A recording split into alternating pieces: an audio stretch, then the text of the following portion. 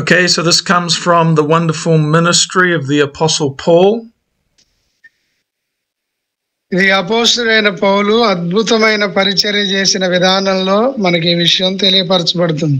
When he goes to Athens, which is the capital of Greece. Greece దేశంలో రాజధాని అయినటువంటి ఎఫెసులోకి వెళ్ళినప్పుడు And he sees that there are many idols in that city. ఆ పట్టణంలో భయంకరమైన విగ్రహాలను పౌలు గారు చూశారు. But he proclaims the command of God, that God has commanded all people to repent of their sins. దేవుడు ఆజ్ఞాపించాడు ఆ పరిస్థితులన్నిటిని గురించి వాటన్నిటిలో నుంచి బయటికి రావాలని వాళ్ళకు బోధించడానికి పౌలు సిద్ధపడ్డాడు. There can be different strongholds of sin in different countries, but the command of God goes out into all the world, calling people to humble themselves and repent. ప్రజలందరూ కూడా మారు మనసు పొందాలని, రక్షణ అనుభవంలోకి రావాలని దేవుడు ఎంతో కోరుతూ ఉన్నాడు అనే సత్యాన్ని ఇక్కడ మనం తెలుసుకోబోతున్నాం.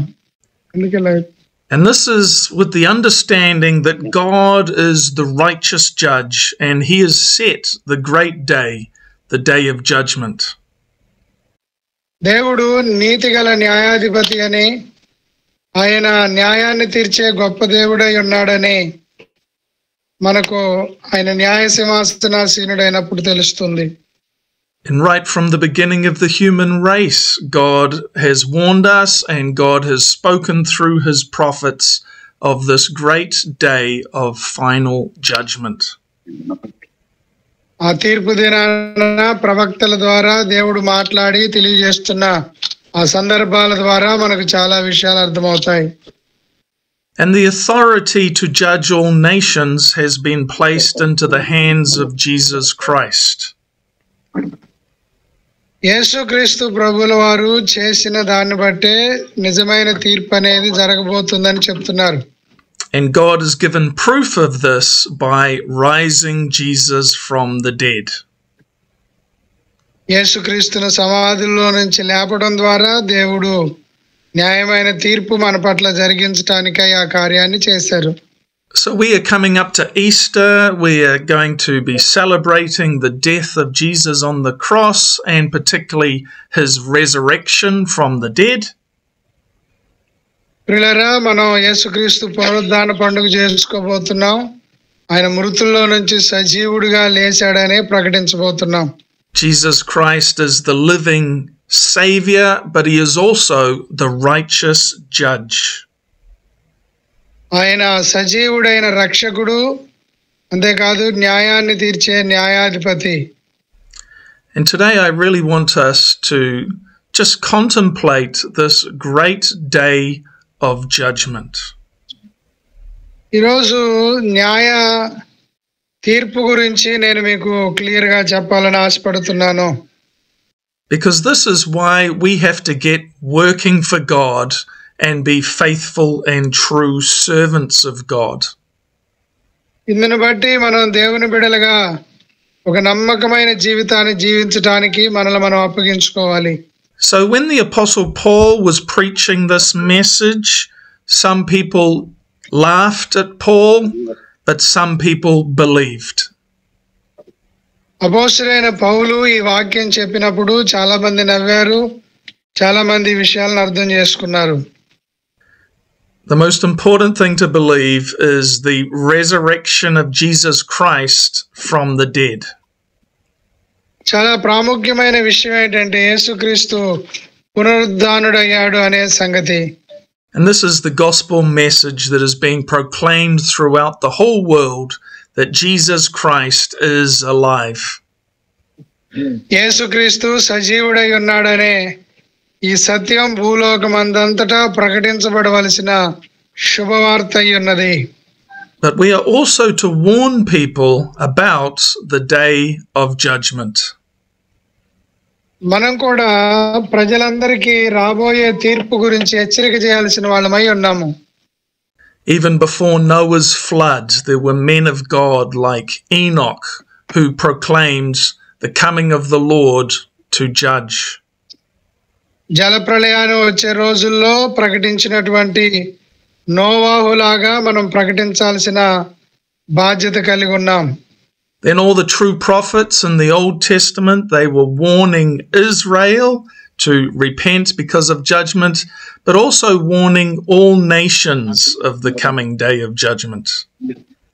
దేవుని తీర్పు కొరకై ప్రపంచాన్ని మేలుకొలిపి ప్రకటించవలసిన బాధ్యత కలిగిన వారమై మనం ఉన్నాం. ఇశ్రాయేలీలకు దేవుడు తీర్పు తీరుస్తున్నట్లుగా. And then the apostles, as we see with the apostle Paul, the apostles were also warning the people about the day of judgment.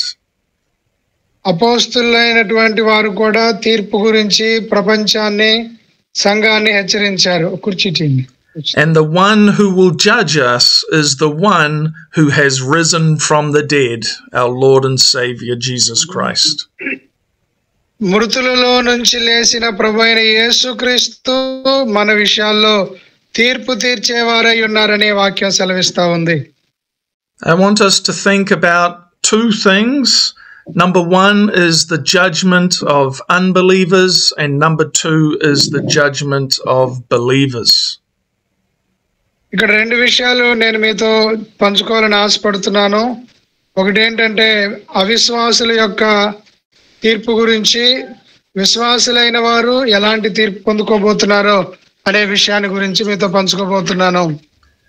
And God wants us to understand the difference between both of these judgments, but also so that we will be faithful and true servants of God.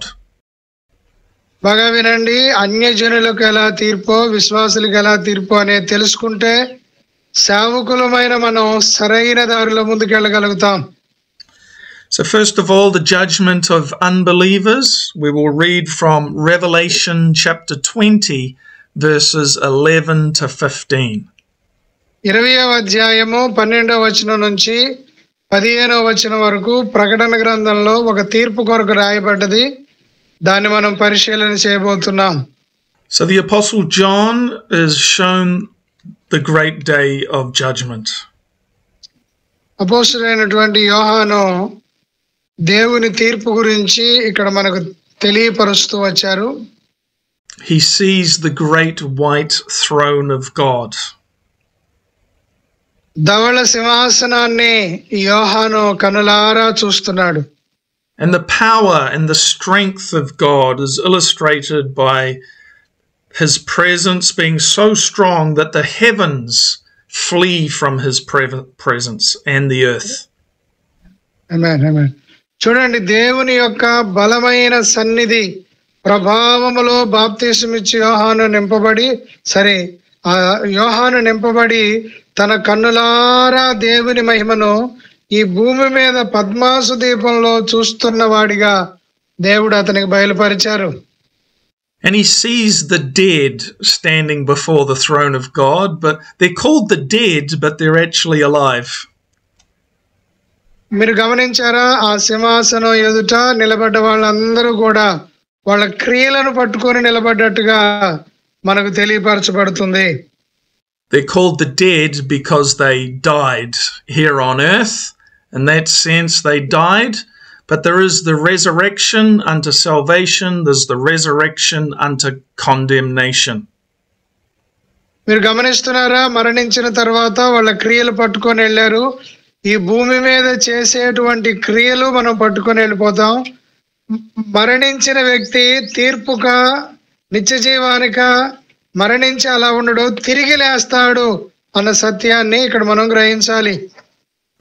We could say they're called the dead because they are lost in their sins. They do not have any spiritual life. మీరు గమనించినట్లయితే వాళ్ళు ఆత్మీయ జీవితానికి సంబంధించిన ఏ క్రియలు చేయని వారిగా అక్కడ మనకు కనబడతా ఉంది. Unbelievers can be physically alive but spiritually dead. అన్యులైన వాళ్ళు, యేసయ్యను నమ్మని వాళ్ళు శారీరకంగా బ్రతుకుంటారు కానీ ఆత్మీయంగా వాళ్ళు చచ్చిపోయిన వారు. That's the people without Jesus. That's our neighbors. If they don't know Jesus, they are spiritually dead.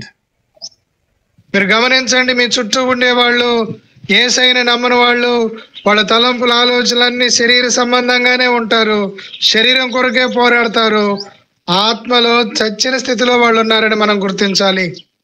We see that the books are opened, and that is in the plural, meaning that there are many books that will be opened on Judgment Day. మీరు గమనించారా అక్కడ పుస్తకాలు తెరవబడ్డాయి అనే విషయాన్ని? తీర్పు దినాన చాలా పుస్తకాలు, గ్రంథాలు తెరవబడ్డాయి అన్న విషయాన్ని మనం చదివాం. But a very significant book is called the Book of Life. అక్కడ ప్రత్యేకంగా జీవ గ్రంథము అనే గ్రంథాన్ని గురించి మాట్లాడుతున్నారు. In other parts of the book of Revelation, it's called the Lamb's Book of Life, and the Lamb of God being Jesus Christ. అక్కడ దేవుని గొర్రెపిల్ల జీవ గ్రంథం అని ఎవరి కొరకు రాయబడదంటే ప్రభువైన యేసుక్రీస్తు కొరకు అని.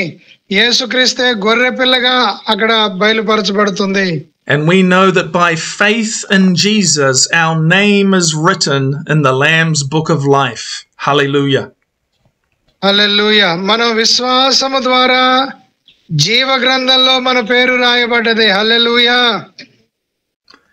And the dead are then judged by God according to what is written in the books. దేవుని యొక్క రాకడ గురించి ఆ పుస్తకం యొక్క ప్రాముఖ్యత ఎక్కువగా ఉన్నది. We see that death and Hades will then be judged by being thrown into the final lake of fire. చూడండి, ఆ గ్రంథంలో రాయబడని వాళ్ళని అగ్ని ఆరని పురుగు చావని అగ్నిగుండంలో త్రోసివేయడం అనేది మనం చదివాము. We are told earlier that the devil and his fallen angels are thrown into the lake of fire. మనకు తెలుసు, సాతానుడు వాటితో పాటు పడిపోయిన దేవదూతలందరూ అగ్నిగుండంలో త్రోయబడ్డారు అన్న సంగతి. And so is anyone whose name is not written in the book of life. ఎవరి పేరైతే జీవ గ్రంథంలో రాయబడలేదో. So that is the judgment of unbelievers. మీరు గమనించండి, అవిశ్వాసులకు జరగబోయే తీర్పు కొరకు కూడా నేను మాట్లాడబోతున్నాను. And that should give each of us a passion and desire for saving souls now.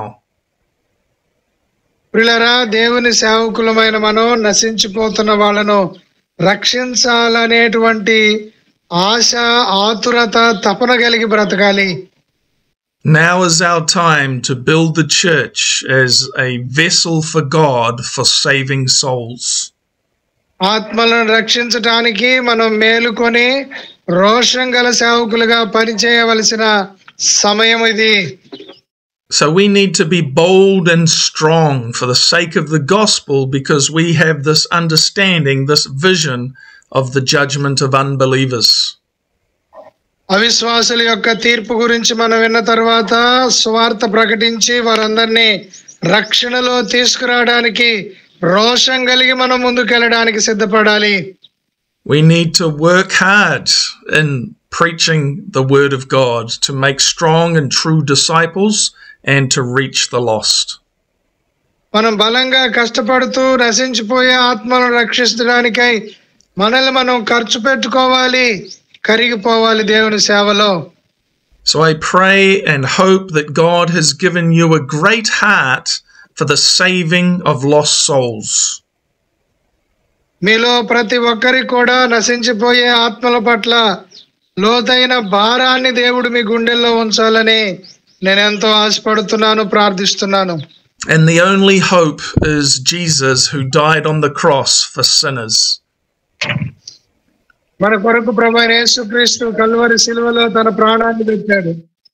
So we have to pray that Jesus will raise up more workers and that the gospel will be preached powerfully everywhere in India.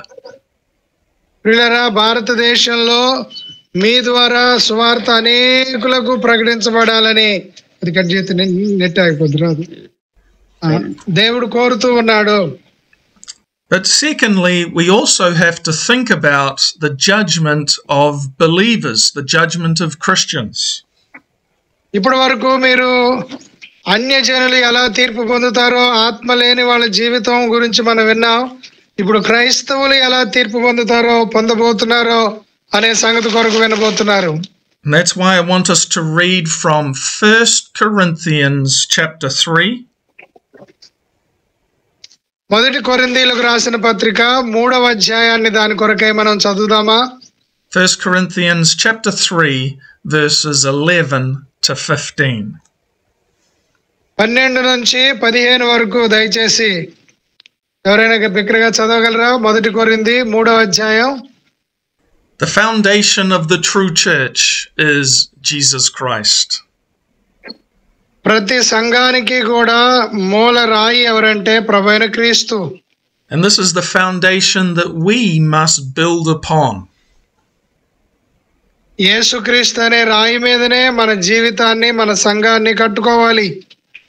Now the judgment of Christians is going to be a judgment not of salvation but of judgment of the quality of our works. ప్రియులారా, తీర్పు అనేది మనం చేసినటువంటి పనుల కొరకు, మనల్ని నరకంలో త్రోయడానికి కాదు, మనం ఏ పనులు చేశాం అనే దాని కొరకై తీర్పు జరగబోతుంది. Some people will make it to heaven because they have Jesus as their savior, but they will have very little reward. యేసుక్రీస్తుని నమ్ముకున్న కారణాన కొంతమంది పరలోకం చేరతారు, కానీ వాళ్ళు పొందుకునే బహుమానం చాలా కొద్దిగా మాత్రమే ఉంటుంది. They received the blood of Jesus to wash away their sins, and they will receive a place in heaven. వాళ్ళ పాపాలు కడుక్కోవడానికై వాళ్ళు యేసుక్రీస్తు రక్తంలో కడగబడ్డారు. దేవుని రాజ్యాన్ని మాత్రం వాళ్ళు పొందుకోగలుగుతారు, అంత మాత్రమే. But the Apostle Paul uses the illustration of two different kinds of works. అపోస్తలుడైన పౌలు రెండు ఉదాహరణలను ఇక్కడ మనతో మాట్లాడుతున్నాడు. The first is illustrated by gold, silver, costly stones, and when they go through the fire, they will survive. మీరు గమనించారా? అపోస్తలుడైన పౌలు ఉదాహరణ బంగారము, వెండి, వెలగల రాళ్ళు అగ్నిలో గుండా వెళుతున్నాయి అనే ఉదాహరణను ఇక్కడ మన ఎదుట తెలియపరిచారు. But the second kind of life is illustrated by wood, hay, or straw, and when they go through the fire, they will be burnt up and come to nothing. రెండోది అగ్నిగుండా వెళ్లే వస్తువుల్లో చెక్క, కర్ర, ఇంకా గడ్డి గురించి మాట్లాడారు. ఆ అగ్నిలో అవి కాలిపోయినట్టుగా చెప్తున్నాడు. The fire will test the quality of each person's work. అగ్ని మాత్రమే చేసిన పని నాణ్యమైందా కాదా అని తేల్చుతుంది అని చెప్తున్నాడు ఈ వచనాలలో. This is the judgment of believers. ఇదే విశ్వాసులకు జరగబోయే తీర్పు అని మనం గ్రహించాలి. If what has been built survives, the builder will receive a reward. మంచిగా కట్టిన వాళ్ళు మాత్రమే బహుమానాలు పొందుకుంటారు. మంచిగా కట్టుకోవాల్సిన అవసరత మన జీవితంలో మనం నేర్చుకోవాలి.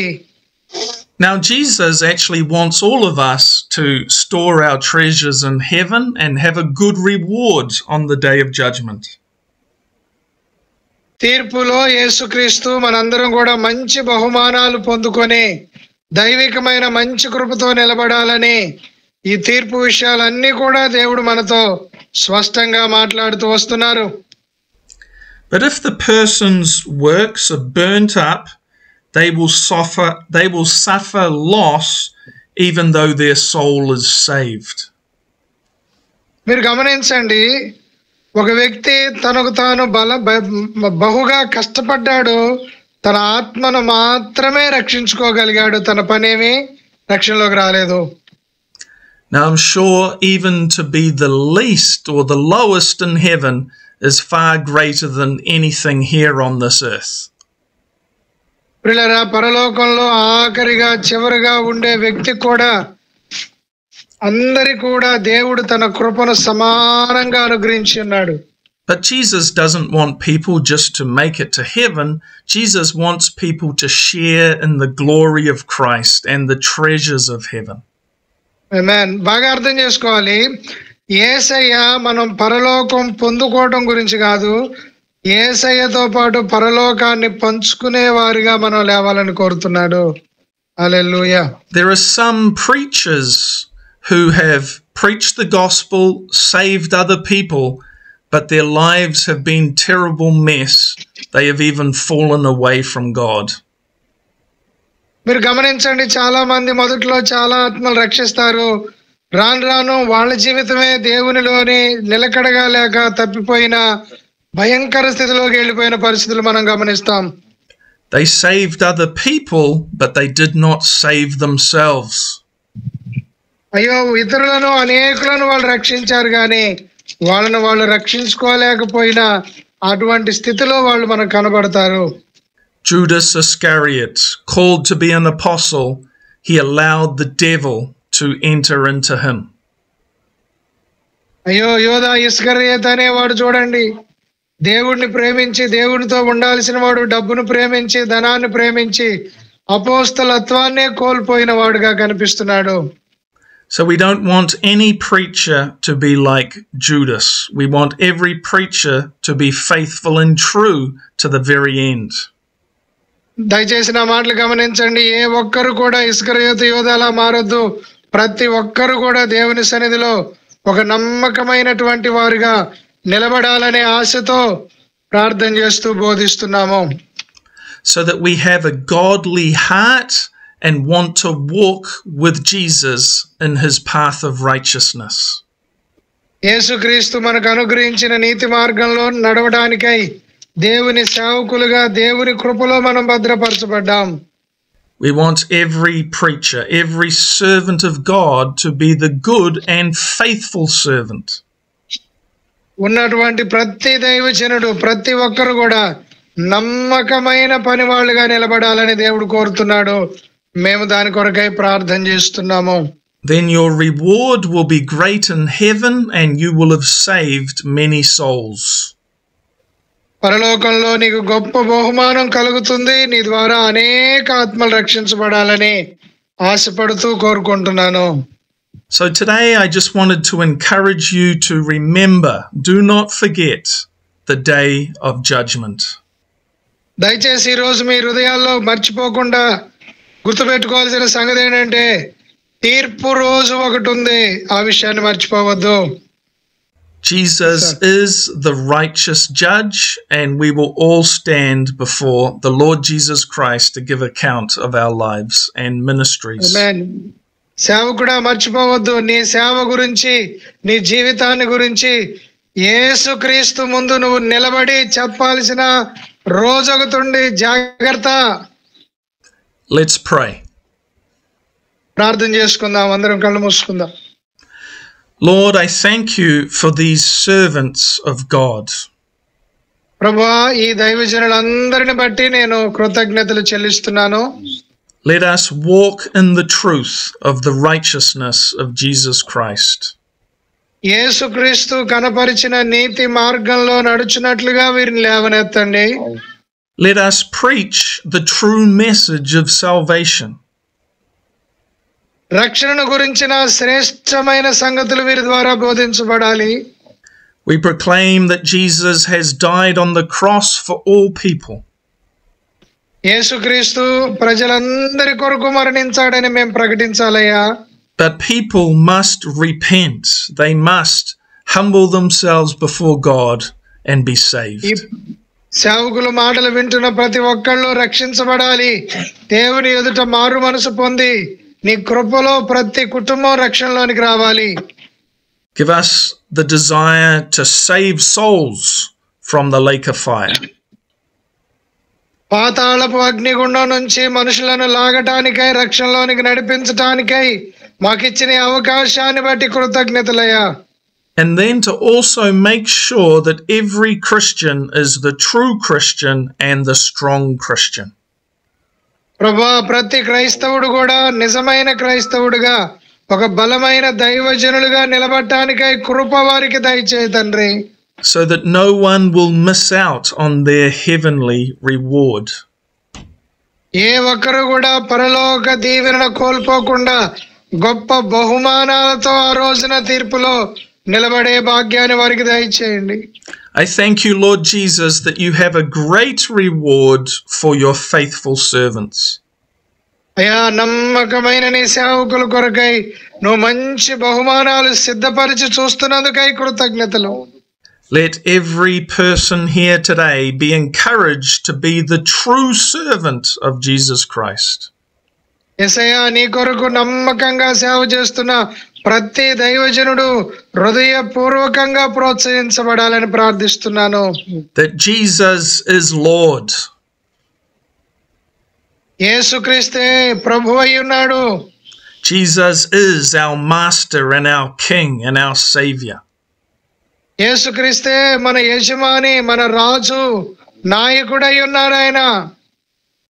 Praise and glory to our Lord and Savior in Jesus' name. Amen. యేసుక్రీస్తుకే సమస్త మహిమ, ఘనత, ప్రభావాలు కలుగునట్లు మా జీవితాల ద్వారా యేసు నామములో ప్రార్థిస్తున్నాం తండ్రి. ఆమేన్. ఆమేన్.